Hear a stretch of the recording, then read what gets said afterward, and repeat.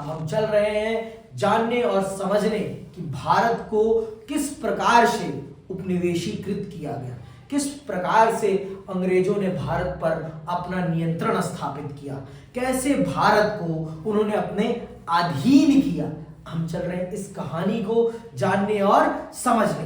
देखिए, आपका देश गांव में बसने वाला देश था, इसीलिए इस अध्याय का नाम ही है उपनिवेशवाद और देहात। क्योंकि जब तक आपके गांवों को अपने अधीन नहीं किया जाता तब तक देश को अपने अधीन नहीं किया जा सकता था। क्योंकि उस समय भारत 90% से भी अधिक गांवों में ही बसता था और गांव ही भारत की उस समय औद्योगिक केंद्र थे। गांव ही सभी चीजों के लिए थे, मतलब कोई अलग से औद्योगिक शहर हमारे देश में नहीं था। हमारे देश में बंदरगाह थे लेकिन औद्योगिक शहर नहीं थे। हमारे गांव अपने आप में ही उद्योग भी थे और अपने आप में ही कंज्यूमर भी थे, सब कुछ हमारा गांव था। इसीलिए हमें ये जानना और समझना बहुत जरूरी है कि अंग्रेजों ने किस प्रकार से हमारे गांवों पर अपना नियंत्रण स्थापित किया, किस प्रकार से उन्होंने हमारे गांवों को अपने अधीन किया।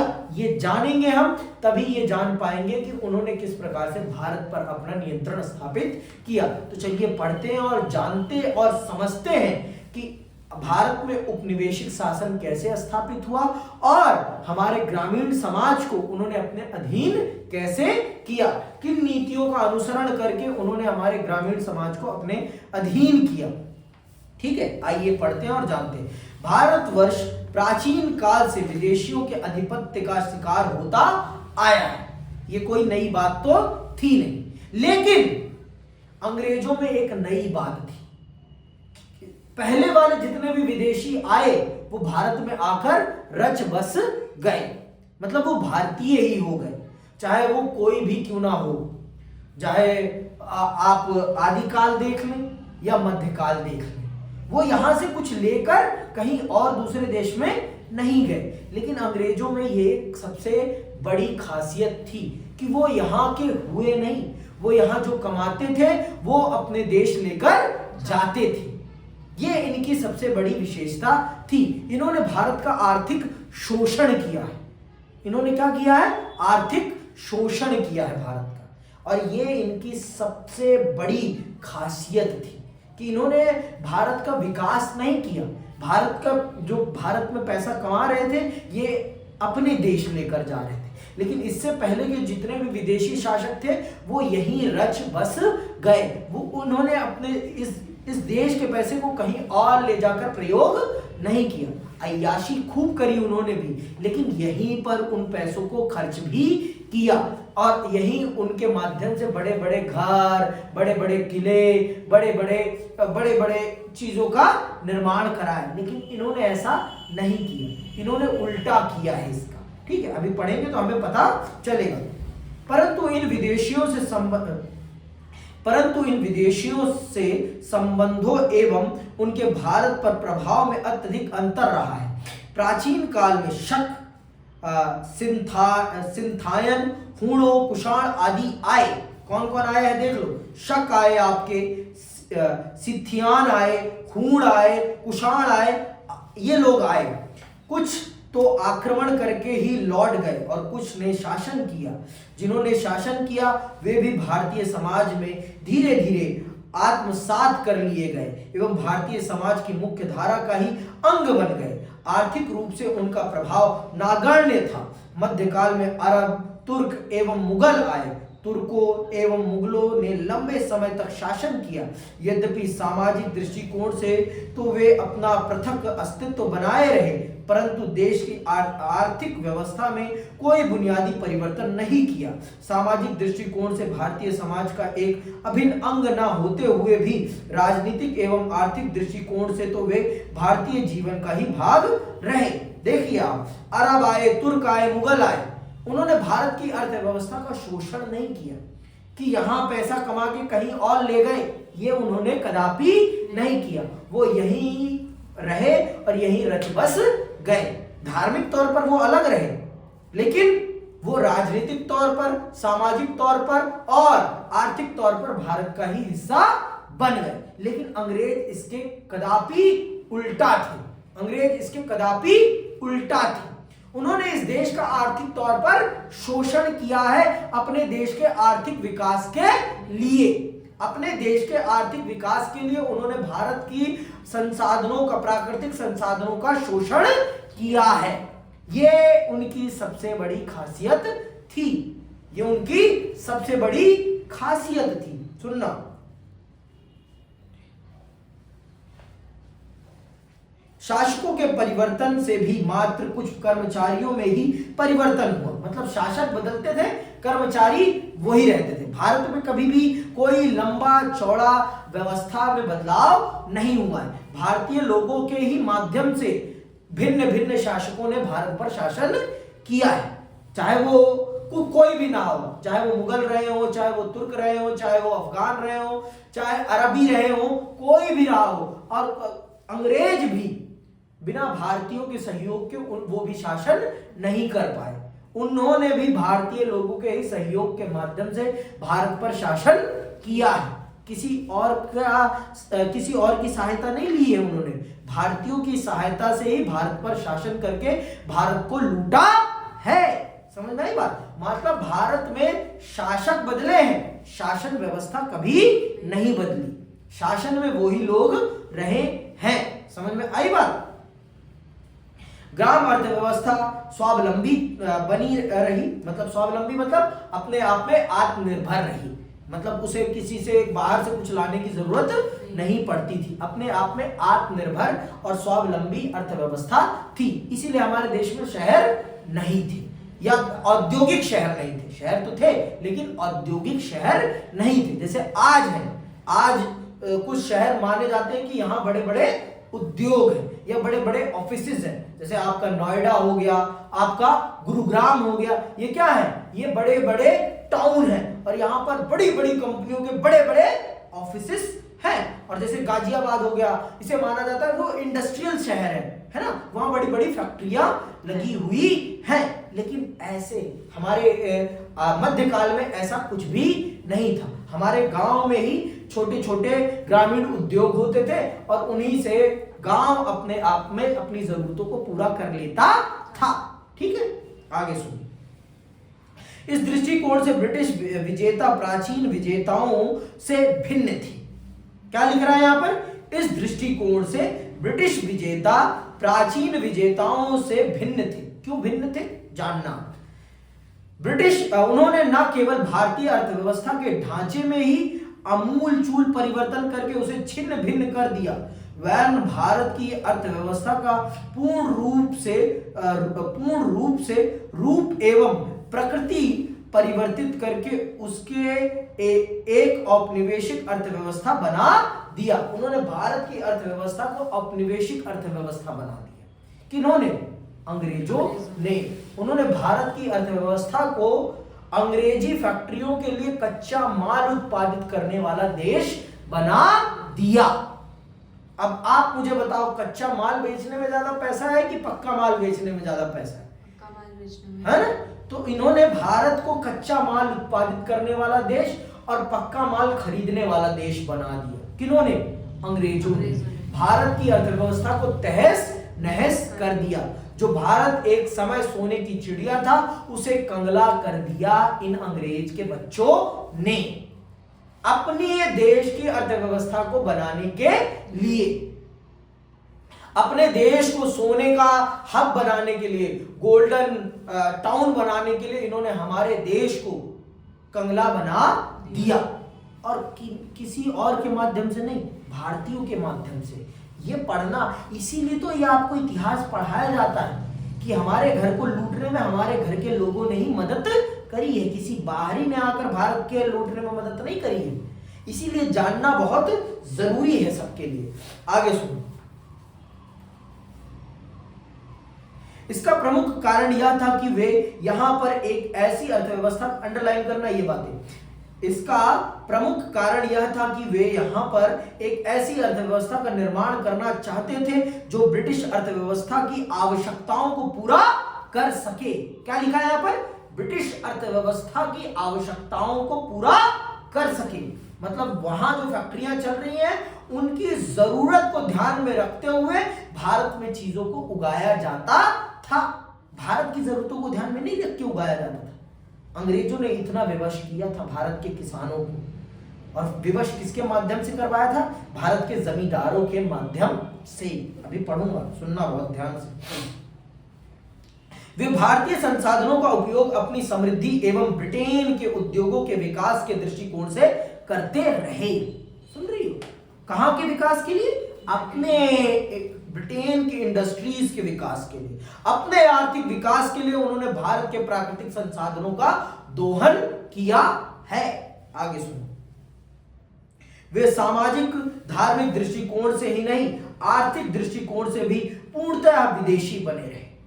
वो हर तरीके से भारत में विदेशी बने रहे। इससे पहले के जितने भी विदेशी थे वो राजनीतिक तौर पर, सामाजिक तौर पर और आर्थिक तौर पर तो भारतीय बन जाते थे। धार्मिक तौर पर चाहे वो बन पाए या ना बन पाए, लेकिन इन तीन दृष्टिकोणों में वो भारतीय हो जाते थे। लेकिन अंग्रेज हर दृष्टिकोण से भारतीयों से अलग रहे, क्योंकि वो भारत में रचने और बसने नहीं आए थे, भारत को लूटने आए थे। और अभी एक कंपनी काम कर रही है, इस कंपनी का नाम है ईस्ट इंडिया कंपनी, जिसने भारत को लूटा है। देख लो आप, एक कंपनी ने इस देश को लूटा था, एक कंपनी ने। ठीक है, अभी पढ़ूंगा तो सुनना ध्यान से। एक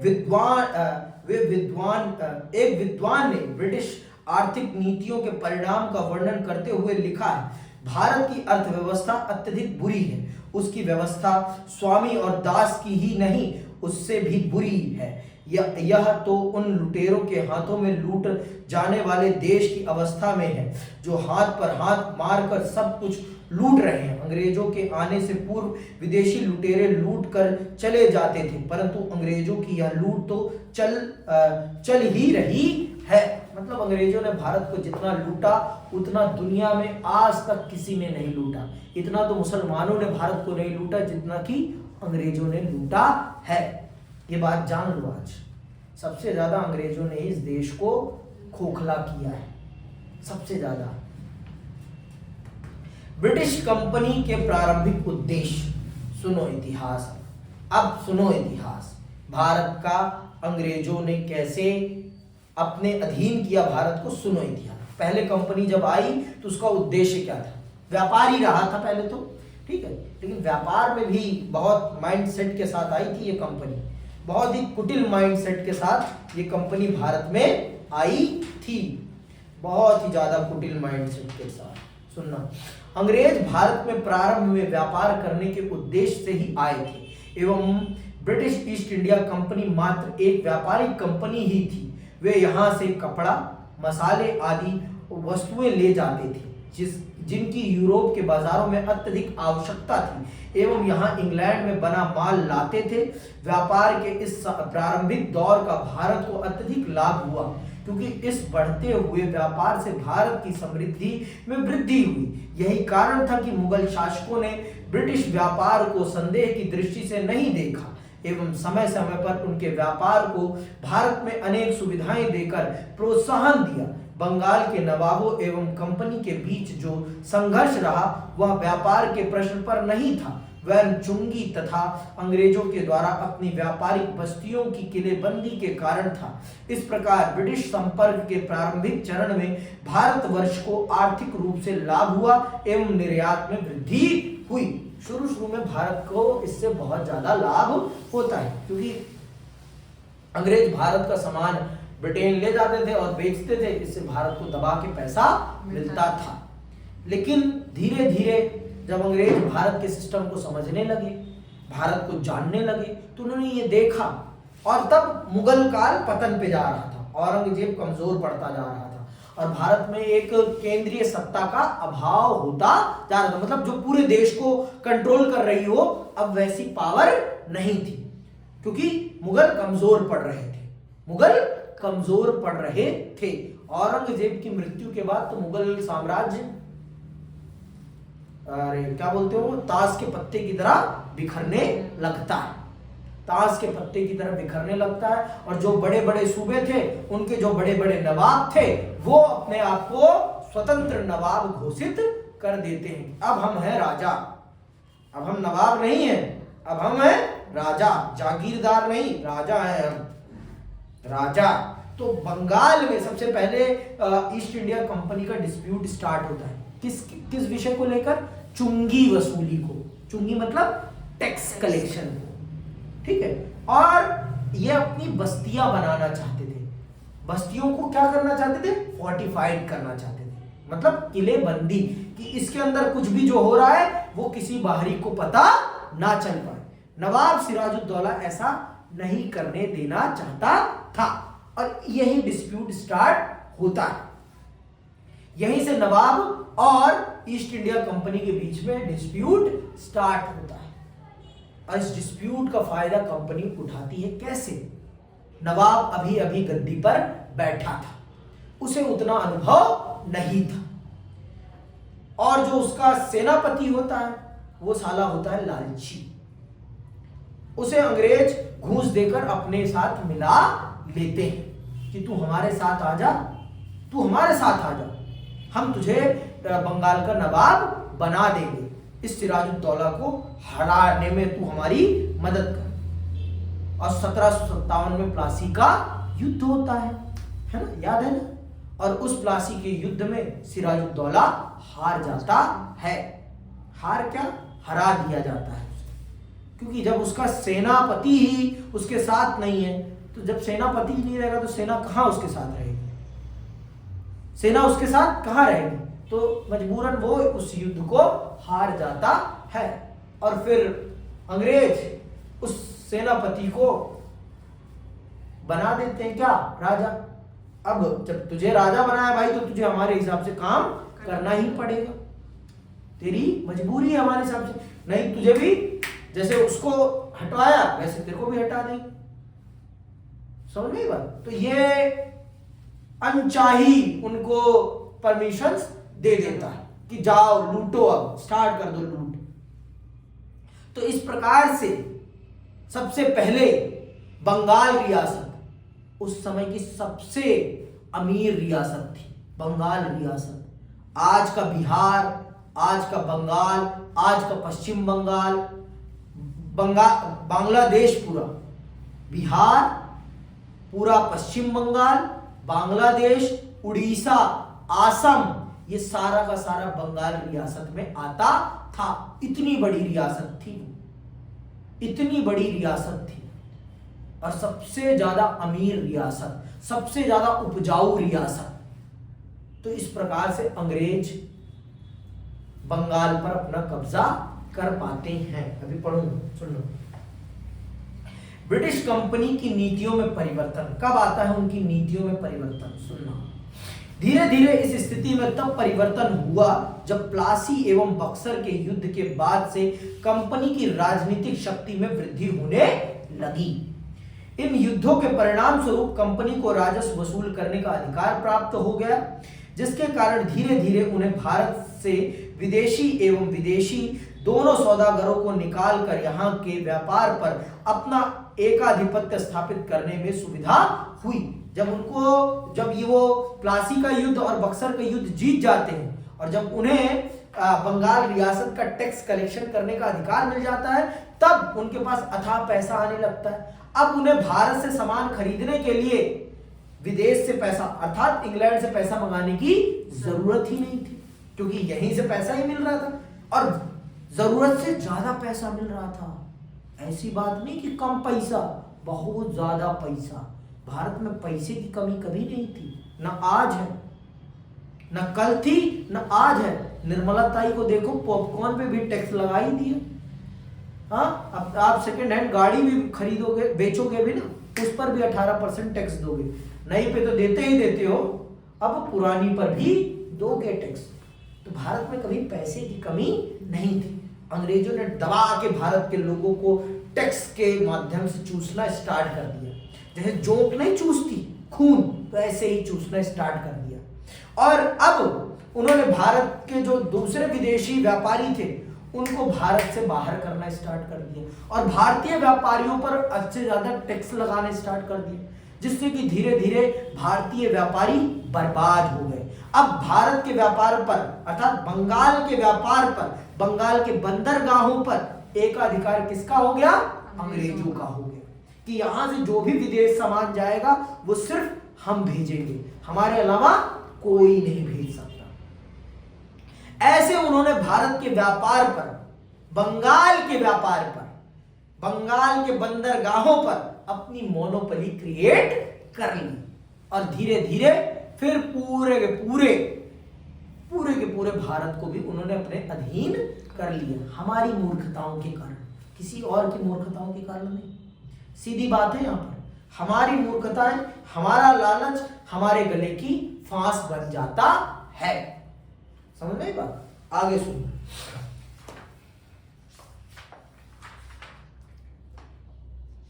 साथ ही उन्होंने बुनकरों को, अरे कहां गए? साथ ही उन्होंने बुनकरों को कम कीमत पर माल बेचने तथा मजदूरों को कम वेतन पर काम करने के लिए बाध्य किया। अब भाई कंपटीशन ही नहीं रह गया मार्केट में, तो मजबूरन अगर आपको बुनकर है, आपको अपना सामान बेचना है तो आपको कम कीमत पर बेचना ही पड़ेगा, क्योंकि कंपटीशन ही नहीं है ना भाई। कंपटीशन होगा तब आपको अच्छा वेतन मिलेगा। तू नहीं कराएगा, उसको बेच दूंगा मैं, उसको नहीं बेचूंगा तो उसको बेच दूंगा मैं। इसीलिए सदैव मार्केट में कंपटीशन रहना चाहिए। कंपटीशन रहता है तो क्या मिल रहता है? फेयर प्ले होता है। फिर फेयर प्ले, मोनोपोली कभी नहीं होनी चाहिए। और आज भारत में मोनोपोली क्रिएट हो रही है, कुछ कंपनियों को ही सिर्फ आगे बढ़ाया जा रहा है। क्या जरूरत है भाई? हर चीज में वही दिख रहे हैं, क्यों दिख रहे हैं?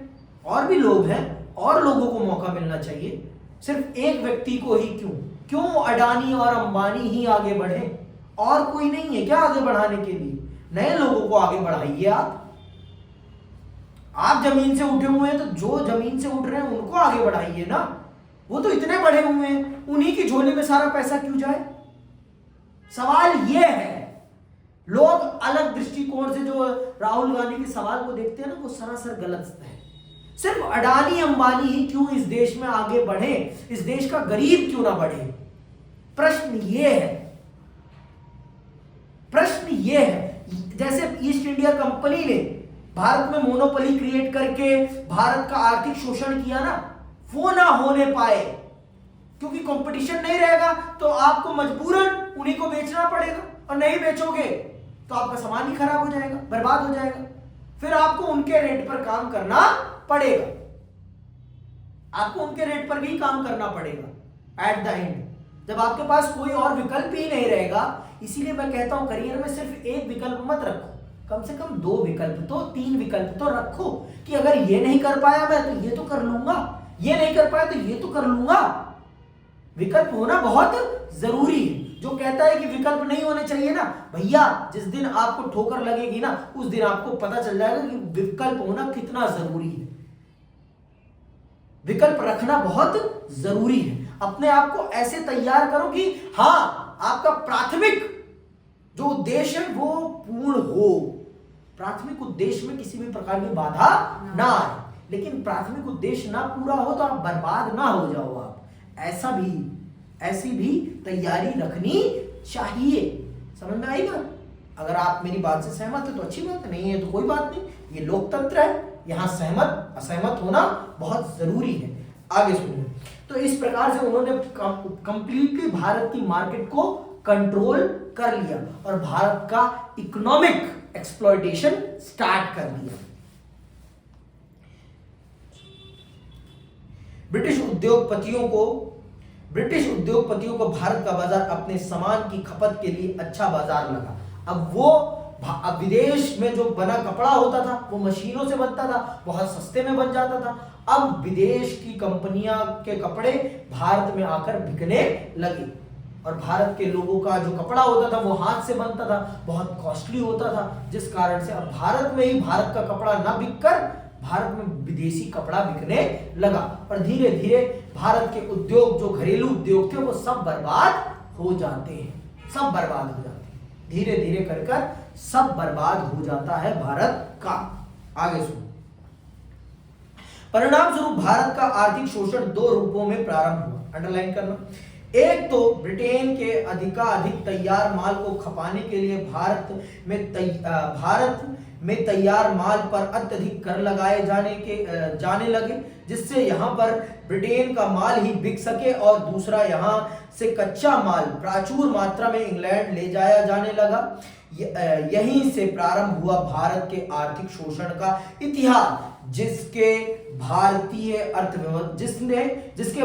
अर्थव्यवस्था के समस्त पहलुओं पर गहरे एवं दूरगामी प्रभाव हुए।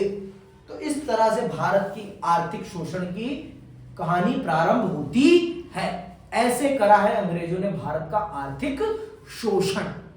कितने खुश होते हैं हम लोग, इंग्लिश, अरे ये अंग्रेज हैं तो उनके साथ फोटो खींचो, प्लीज हमारे साथ फोटो खिंचा लो, प्लीज मैम। करते हैं, बहुत लोग करते हैं, आप नहीं करते, हम नहीं करते, बहुत लोग करते हैं। क्यों? क्योंकि आपको इतिहास ही नहीं पता ना अपने देश का, कि इन लोगों ने आपको कितना लूटा है। आज जो इंग्लैंड में इतना पैसा दिखाई पड़ता है ना, वो भारत का पैसा है। इन चोरों के पास कभी कुछ नहीं था, ये सदैव कंगले थे, लेकिन हाँ इनके पास बुद्धि थी थोड़ी सी ज्यादा। इनके अंदर क्या था? एडवेंचर था, ये डेयरिंग थे, किसी भी काम को करने से डरते नहीं थे। उसी का परिणाम था कि देखो ना, वास्को डिगामा कहां से कहां तक आ गया, कोलंबस कहां से कहां चला गया, है ना। हमारे देश के लोगों में डेयरिंग ही नहीं थी। हमारे देश के लोगों में बस ये डेयरिंग थी कि अपने लोगों के साथ अत्याचार कैसे किया जाए, जातिवाद कैसे फैलाया जाए, लोगों का शोषण कैसे किया जाए, इस चीज की डेयरिंग थी। कि इसके गले में मटका टंगवा कर इसको भेजना है, इसके कमर में झाड़ू बनवानी है, ये वाली डेयरिंग थी हमारे देश में।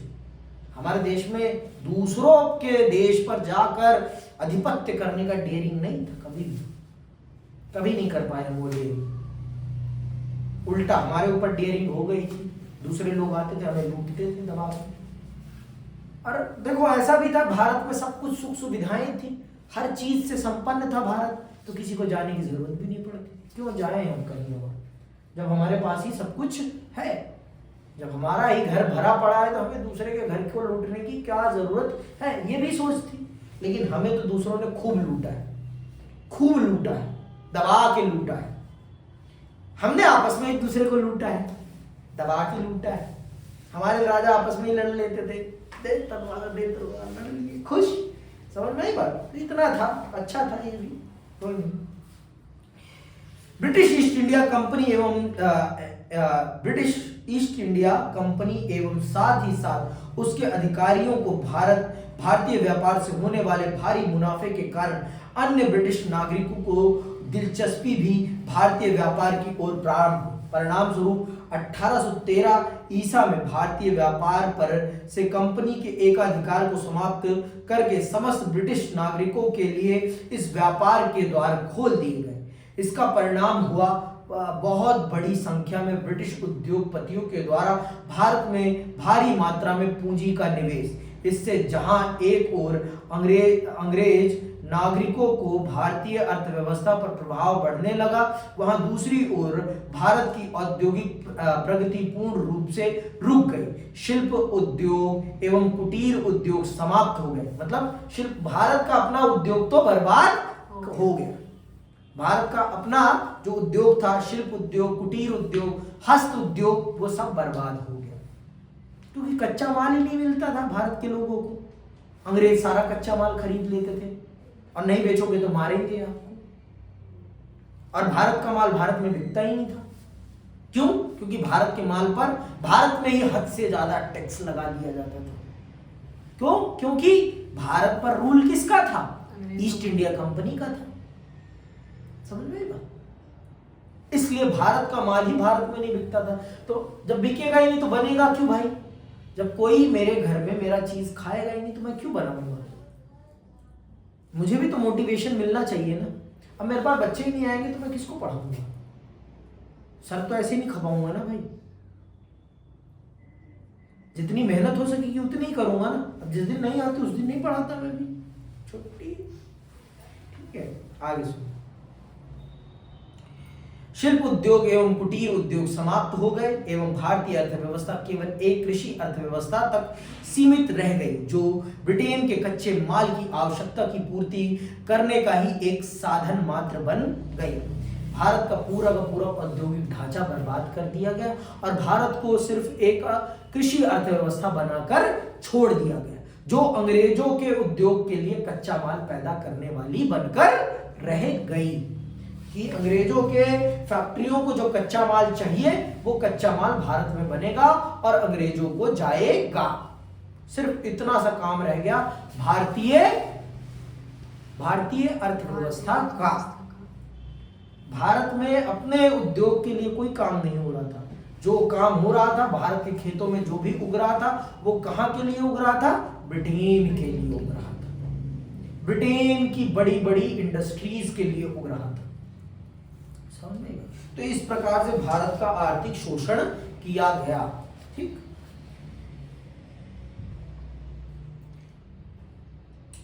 भारत में एक विशाल इतना ही नहीं, अपने हितों की सुरक्षा के लिए ब्रिटिश सरकार भारत में एक विशाल सेना भी रखती थी, जिसके व्यय का सारा भार भारतीयों को ही वहन करना पड़ता था। भारत में वो अपनी सुरक्षा के लिए, अपनी शासन व्यवस्था को सुचारू रूप से चलाने के लिए एक सेना रखती थी। कौन? East India company. तो उस सेना का खर्चा भी कौन उठाता था? भारत की जनता। भारत की जनता, कोई और नहीं उठाता था। भारत की जनता ही उसका पूरा का पूरा खर्च उठाती थी, जिसने उन पर करों का बोझ अत्यधिक बढ़ गया। मतलब भारत की जनता को कर, जैसे आज दीदी निर्मला ताई मार रही हैं कर लगा के ना भारत की जनता को, वैसे ही ईस्ट इंडिया कंपनी भी मारती थी, दबा के कर लगाती थी। भारत की जनता की रीढ़ की हड्डी तोड़ देती थी। ऐसे तोड़ती थी, पार्ट अवे ऐसे तोड़ देती थी। ब्रिटेन की सरकार ने भारतवर्ष में अपने आर्थिक हितों की वृद्धि के लिए जहां एक ओर संचार साधनों में विकास किया, वहां दूसरी ओर भारतवर्ष के आधुनिकीकरण की प्रक्रिया को रोक कर रखा। 19वीं शताब्दी में जब सरकार के शोषण के विरुद्ध भारतवर्ष में राष्ट्रीयता की भावनाओं का उदय हुआ, तब सरकार ने प्रशासनिक व्यवस्था के नाम पर विभिन्न दमनात्मक कानून बनाकर उनको दबाने का भी प्रयास किया। यद्यपि इस सबके बावजूद भी राष्ट्रवाद के विकास को अत्यधिक समय तक वे रोक नहीं पाए। ब्रिटिश शासन के दौरान भारतीय अर्थव्यवस्था पर प्रभाव विभिन्न क्षेत्रों एवं विभिन्न रूपों में परिलक्षित होता है। मतलब भारत की अर्थव्यवस्था को बर्बाद कर दिया इन अंग्रेज के बच्चों ने अपने हितों को साधने के लिए। इन्होंने भारत में जो भी विकास किया अपने लिए किया, भारतीयों के लिए कदापि नहीं किया। इन्होंने ट्रेन लाया भारत में तो भारत के अंदर तक घुसने के लिए, पेनिट्रेट करने के लिए और भारत को ज्यादा से ज्यादा लूटने के लिए इन्होंने बसें और मतलब ट्रेन स्टार्ट करी कि ज्यादा से ज्यादा भारत को लूटा जा सके, अंदर तक घुसकर भारत को लूटा जा सके। इसलिए ये ट्रेन लाए, इसलिए ये और भी आधुनिक चीजें लाए। समझ में आई बात? इन्होंने भारतीयों के हित के लिए कुछ भी नहीं किया है, जो किया अपने हित के लिए। हाँ, भारतीयों ने उसका अपने हित में प्रयोग कर लिया, वो अलग बात है, लेकिन जो भी इन लोगों ने किया वो भारत के हित में कुछ भी नहीं किया। और अगर कोई कहता है कि अंग्रेजों के आने से भारत में कुछ हुआ है, तो कुछ नहीं हुआ है। भारत गरीब हुआ है, भारत लूटा है, भारत भूखमरी की चपेट में गया, इसके अलावा कुछ नहीं हुआ। अगर ये कोई कह रहा है, कोई भी खड़ा होकर कि भारत अंग्रेजों के आने से भारत में बहुत कुछ बदला, कुछ नहीं बदला, सब बर्बाद हुआ, सब बर्बाद हुआ। भारत में सब बर्बाद हुआ। समझ में आई बात?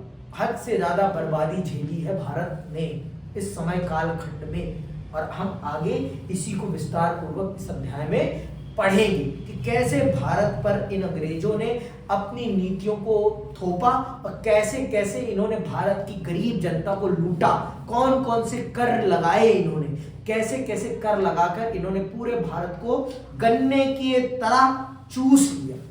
यह हम अगली क्लास में समझेंगे।